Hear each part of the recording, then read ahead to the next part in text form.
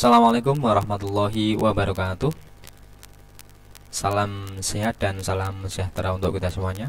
Kembali lagi bertemu dengan saya. Pada kesempatan kali ini Pak Nanto akan menyampaikan materi bab ketiga tentang iman kepada hari akhir atau yang sering kita kenal dengan hari kiamat. Tentunya anak-anak semuanya sudah sering mendengar tentang hari kiamat ya. Maka untuk hari ini kita akan bahas lebih lanjut.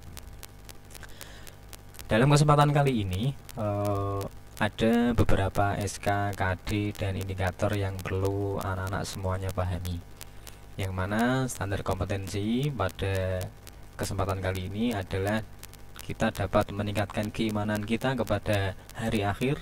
Kemudian kompetensi dasar dapat menampilkan perilaku yang mencerminkan keimanan terhadap hari akhir, menerapkan hikmah beriman kepada hari akhir, menampilkan perilaku yang mencerminkan keimanan terhadap hari akhir. Kemudian ada beberapa indikator yang mana nanti anak-anakku semuanya dapat mampu menjelaskan perilaku yang mencerminkan keimanan kepada hari akhir. Kemudian yang kedua, mampu menampilkan perilaku yang mencerminkan keimanan kepada hari akhir. Yang ketiga, mampu memperbanyak beribadah dan bertaubat dalam kehidupan sehari-hari. Keempat, menjelaskan hikmah beriman kepada hari akhir. Kelima, mendeskripsikan hikmah beriman kepada hari akhir. Dan yang keenam, dapat menerapkan hikmah beriman kepada hari akhir. Nah, kegiatan pembelajarannya ini kita nanti semuanya anak-anakku dapat mengidentifikasi perilaku yang mencerminkan keimanan terhadap hari akhir, menerapkan perilaku yang mencerminkan keimanan terhadap hari akhir, dapat mengidentifikasi hikmah yang terkandung dalam beriman kepada hari akhir, mendiskusikan hikmah beriman kepada hari akhir, mempresentasikan hasil diskusi tentang hikmah beriman kepada hari akhir, dan menunjukkan hikmah beriman kepada hari akhir. Nah, dalam subbab nanti ada yang perlu kita cermati dan kita pelajari nanti, yaitu tentang pengertian hari akhir atau hari kiamat, kemudian kehidupan setelah hari kiamat, fungsi iman kepada hari kiamat. Nah, mungkin dari anak-anakku semuanya pernah memiliki sekilas pikiran ya, seperti yang saya tuliskan di sini. Mengapa saya hidup di dunia ini? Apa tujuan hidup saya hidup di dunia ini? Mungkin dari beberapa kalian ada yang berpikiran seperti itu. Kemana pergi saya setelah mati nanti? Ternyata kiamat sudah dekat atau masih lama. Nah, itu nanti masih menjadi misteri untuk kita semuanya. Nah, untuk renungan semuanya, bagi anak-anakku, bisa kalian lihat, bisa kita pelajari bahwa setiap manusia yang hidup di dunia ini pasti akan sampai titik akhir kehidupannya. Begitu juga dengan dunia ini, suatu saat kelak pasti akan sampai pada titik akhir. Hari itulah yang dinamakan dengan hari kiamat. Ada pertemuan, ada perpisahan. Ada awal, ada akhir. Di semua makhluk hidup yang pernah hidup di dunia ini akan mempertanggungjawabkan perbuatannya selama kita berada di dunia ini. Apapun yang kita kerjakan pasti ada tanggung jawabnya. Demikian juga manusia, setiap muslim wajib mempercayai datangnya hari kiamat. Nah, terlebih kita semua yang ada di sini di kelas ini pastinya alhamdulillah beragama Islam. Nanti dalam kegiatan pembelajaran kita kali ini ada beberapa surat yang menjelaskan tentang hari akhir. Di antaranya ada surat Al-Zalzalah. Ini Bapak ambil surat Al-Zalzalah ayat 1 sampai 8 dan surat Az-Dukhan ayat 43 sampai 50. Nanti kalian bisa pelajari sendiri. Ini ada surat Al-Zalzalah ayat 1 sampai 8 beserta dengan artinya. Kita baca bersama-sama juga boleh. A'udzubillahi minasyaitonirrajim. Bismillahirrahmanirrahim. idza zulzilatil ardu zilzalaha wa akhrajatil ardu athqalaha wa qala al insanu ma laha yauma idzin tuhadditsu akhbaraha bi anna rabbaka awhalaha yauma idzi yasdurun nasu ashtatan lirayu a'malahum faman ya'mal mithqala dzarratin khairan yarah wa man ya'mal mithqala dzarratin syarran yarah. Al-ayah. Di sini diartikan bahwasanya ayat yang pertama, apabila bumi diguncangkan dengan guncangannya yang dahsyat dan bumi telah mengeluarkan beban-beban yang dikandungnya, dan manusia bertanya, mengapa bumi jadi begini? Pada hari itu bumi menceritakan beritanya, karena sesungguhnya Tuhanmu telah memerintahkan yang sedemikian itu kepadanya. Pada hari itu manusia keluar dari kuburnya dalam keadaan yang bermacam-macam, supaya diperlihatkan kepada mereka balasan pekerjaan mereka. Barang siapa yang mengerjakan kebaikan seberat zarah pun, niscaya dia akan melihat balasannya. Dan barang siapa yang mengerjakan kejahatan seberat zarah pun, niscaya dia akan melihat balasannya pula. Ini surat Al-Zalzalah ayat 1 sampai 8. Kemudian ada surat Ad-Dukhan juga yang menjelaskan tentang hari akhir.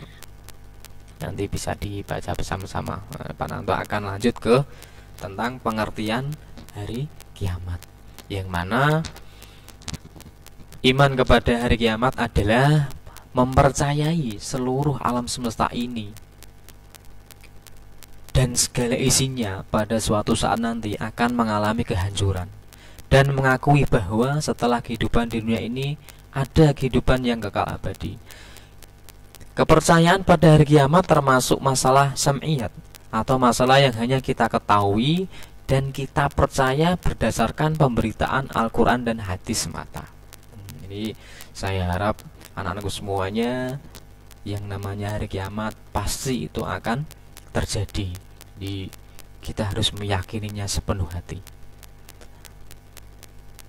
Dan kita tidak tahu memang kapan datangnya, akan tetapi sudah dijelaskan dalam Al-Quran, kiamat itu pasti akan terjadi.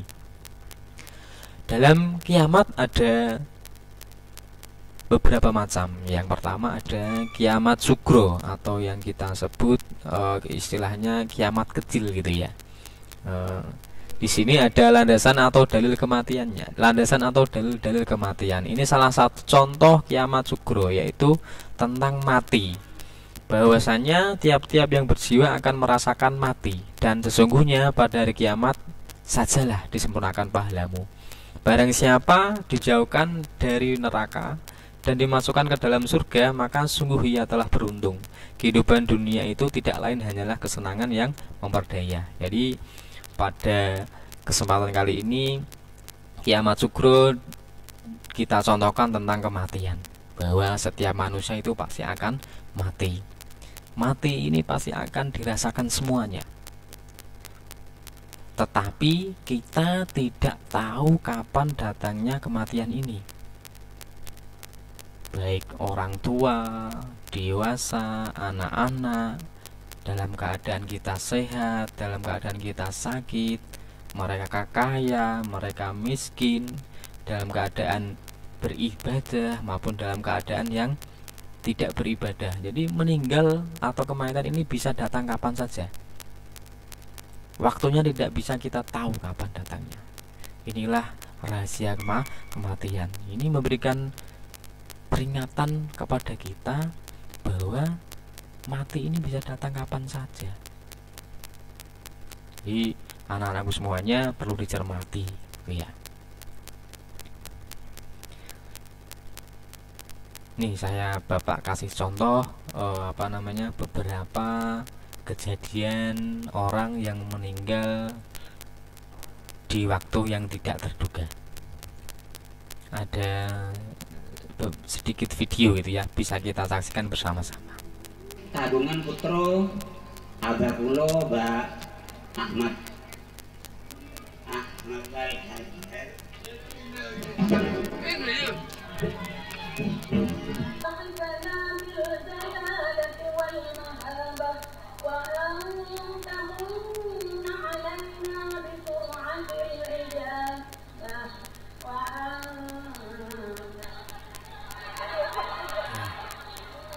Jadi kondisi meninggalnya, kematian ini pada saat mereka berbuat hal kebajikan, atau dalam istilahnya kita meninggal dalam keadaan husnul khotimah, karena dalam waktu beribadah.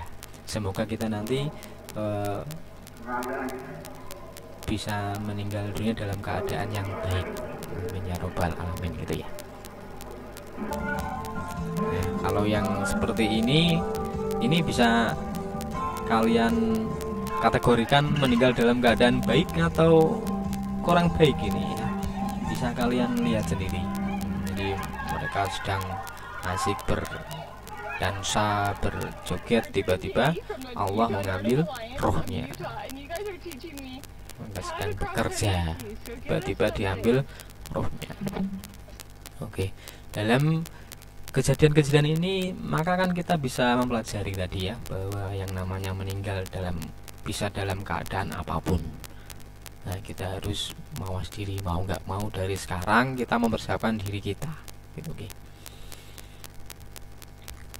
Di manusia di alam barzah, ketika mereka sudah meninggal dunia ya, kelompok yang memperoleh kenikmatan dan ridha Allah adalah kelompok orang yang mukmin dan saleh. Kemudian Allah Subhanahu wa taala memperlihatkan kepadanya salah satu pintu surga, tempat tinggalnya nanti yang penuh dengan kebahagiaan dan kenikmatan. Kelompok yang memperoleh murka Allah, jadi ketika mereka yang meninggal dalam keadaan kurang baik atau biasanya dikelompokkan orang-orang kafir, kemudian Allah Subhanahu wa taala memperlihatkan kepadanya salah satu pintu neraka dengan berbagai macam siksanya, gitu ya. Kemudian kiamat yang kedua yaitu kiamat kubro. Kalau tadi yang pertama kiamat sugro, kiamat kecil, sekarang kiamat kubro, kiamat yang besar. Itu. Ada nama-nama lain kiamat kubro. Yang pertama Yaumul Kiamah atau hari kiamat. Ini tertuang dalam surat Al-Qiyamah ayat pertama.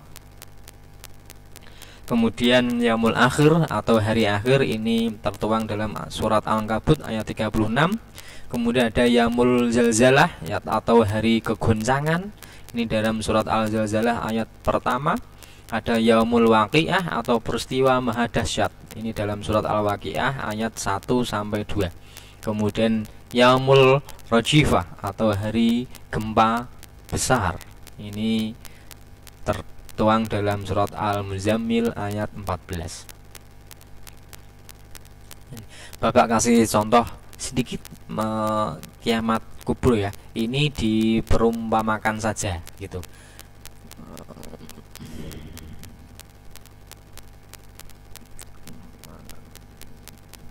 Kiamat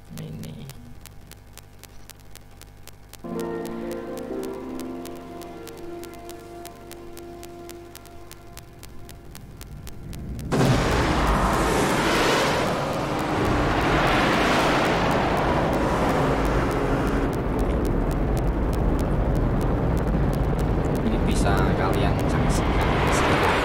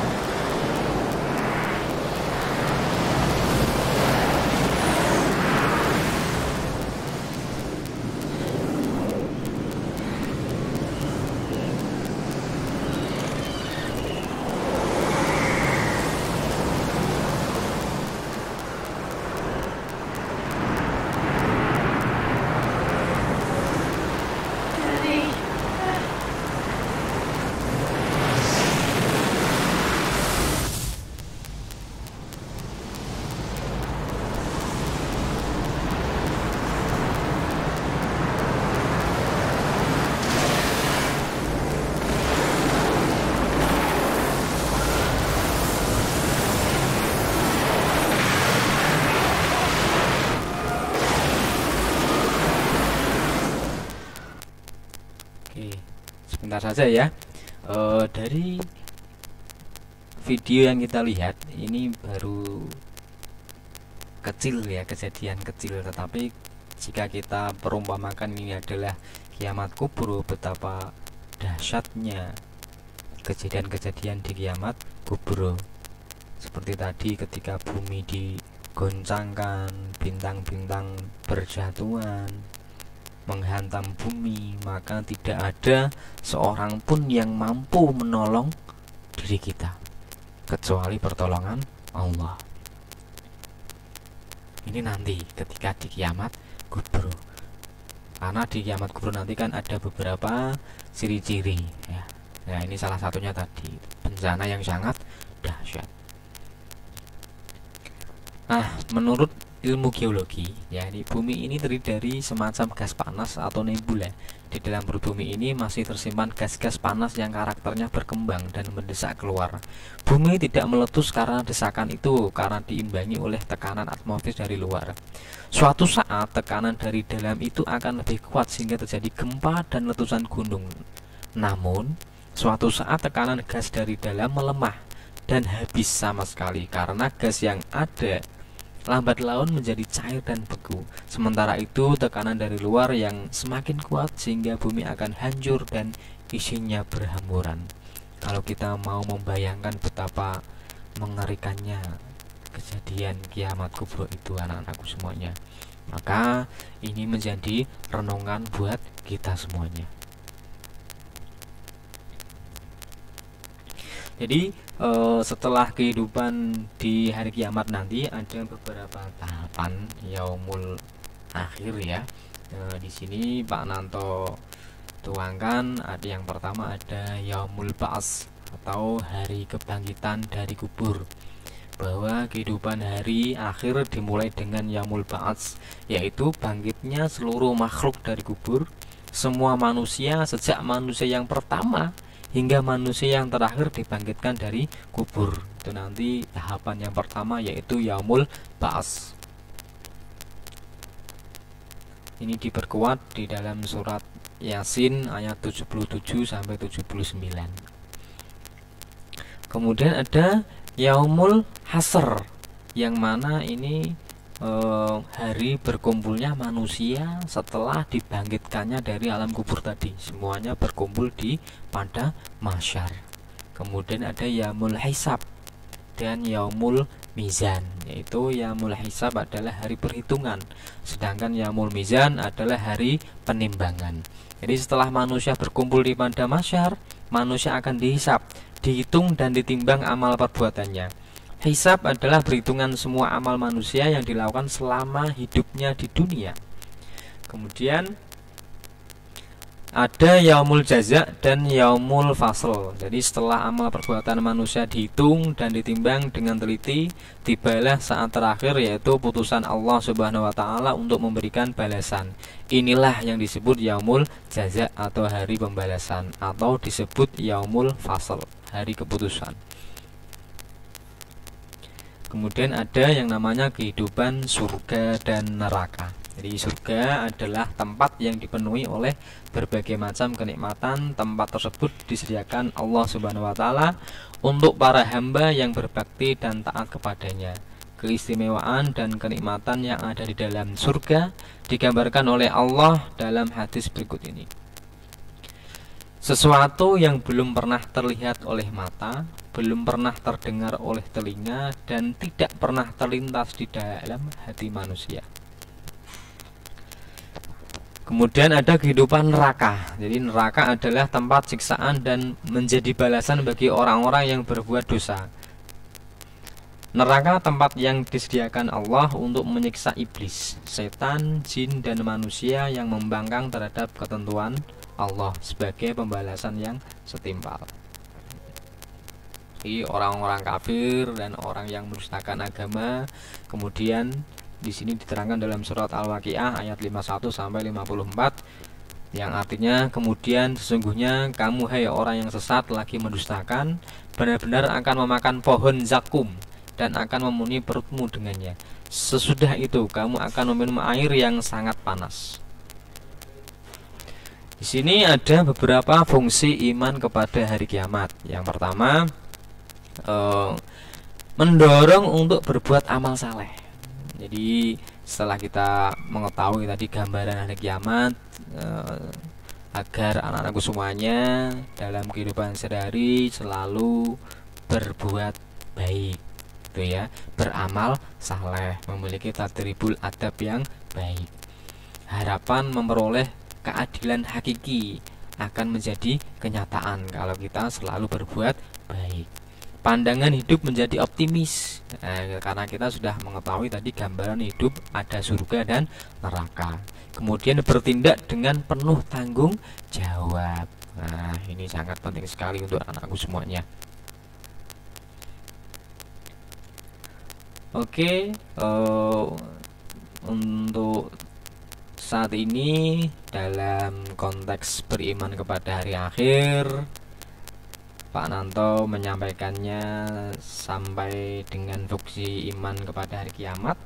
Jika nanti ada beberapa kekurangan dan ada yang belum paham, nanti bisa ditanyakan baik secara kolom komentar nanti ataupun di dalam kelas. Oke, terima kasih anak-anakku semuanya. Alhamdulillahirrahmanirrahim, kita dapat belajar pada kesempatan kali ini. Semoga bermanfaat. Pak Nanto akhiri, ihdinas syiratal mustaqim. Wassalamualaikum warahmatullahi wabarakatuh.